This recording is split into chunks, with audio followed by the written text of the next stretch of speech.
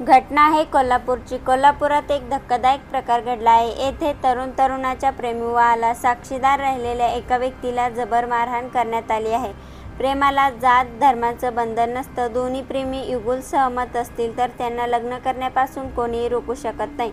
त्यांना कायद्यानुसार योग्य साक्षीदार असल्यास नोंदणी विवाह करता येतो। कोल्हापुरात मात्र सध्या एक अजब प्रकार समोर आला आहे। येथे रजिस्टर विवाहाला साक्षीदार म्हणून सही केलेल्या एका व्यक्तीला बेदम मारहाण झाली आहे। तरुणाच्या कुटुंबियांनी या व्यक्तीच्या घरी जाऊन मारहाण केली आहे। हा प्रकार समोर आल्यानंतर काही काळासाठी ताणतणावाचे वातावरण निर्माण झाले होते।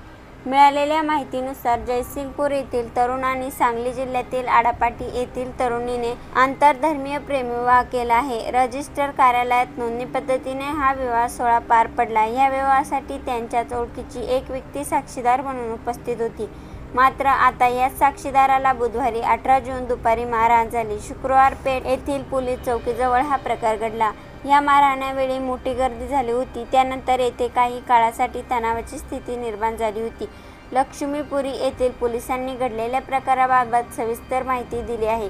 जयसिंगपूर येथील तरुण आणि आडापाटी येथील तरुणीने 15 दिवसापूर्वी रजिस्टर लग्न केलं होतं।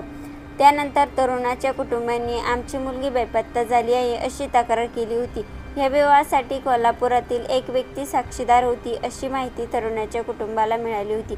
ही माहिती मिळताच तरुणीचा भाऊ काही लोकांसोबत घेऊन साक्षीदाराच्या घरी पोहोचला आणि त्या साक्षीदाराला मारहाण केली। या मारहाणीचा व्हिडिओ सध्या चांगलाच व्हायरल होत आहे। ह्या मारहाणीची माहिती मिळताच पोलिसांनी घटनास्थळी धाव घेतली आणि साक्षीदाराला ताब्यात घेतलं। तरुण आणि तरुणीने सहमतीने लग्न केले हे समोर येताच पोलिसांनी त्या साक्षीदाराला सोडून दिले।